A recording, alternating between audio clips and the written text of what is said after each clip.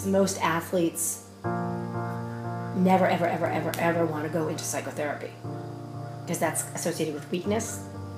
What I do is actually quite different.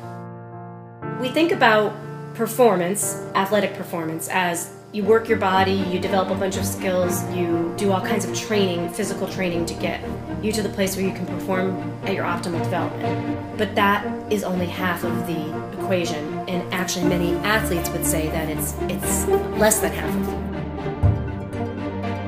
When athletes really look at reaching an impasse and they come and they say to me, you know, I've trained, I've done this, I've done that, I'm the fastest runner in my division, I'm all of these things, and I still can't perform, I would ask the question, so why are you failing? Why are you not achieving what you want to achieve? They're remembering the time that they fell down or the time that their shoelace broke, and that's what they have in their head when they're out on the track, being in it. As soon as you come out of it, I can guarantee you, you will not perform at your best. As soon as you're out of it and you're paying attention to the thought in your head that last time you tripped, you won't perform. They're not aware of it, but that's what's in their mind at the time. And once you really kind of uncover those things, you start to realize how powerful the mind is in impacting the body. Once you achieve what you need to achieve physically, your body is sort of already as good as it can be, but your mind keeps going.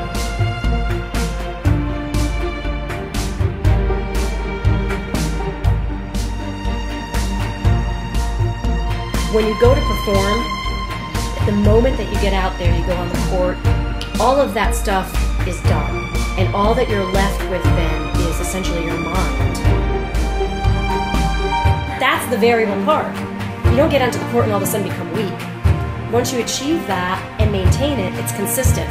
What does happen is you get on the court and you start thinking all this stuff where you lose your concentration. And that's the variable. So why are you failing? Why are you not achieving what you want to achieve? I'd want them to be able to answer that question.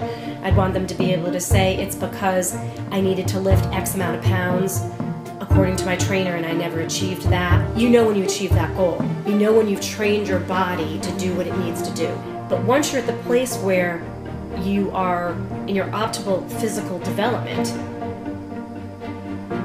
what's left? It's your mind.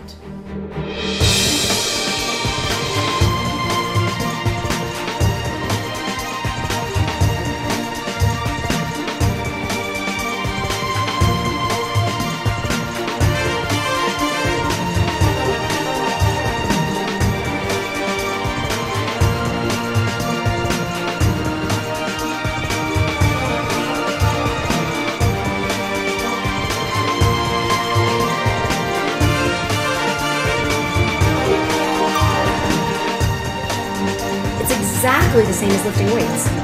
When you start, it's a real struggle. In the beginning, you're weak, you can't figure it out. You start out at a certain weight, you struggle a little bit, you lift that weight, you become proficient. It's exactly the same process, but it's mental skills training. We don't think about it like that. It's building the skills in your brain, building muscle, if you will, in the same way. So much of it is objective, and you can see it, and you can touch it, and you can feel it, and it's tangible.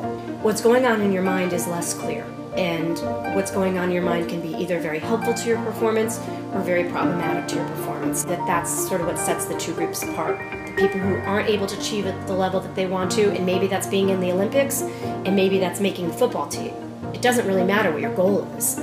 And the people who are achieving, and I guarantee you that if you looked at it, the difference is what's going on in their minds.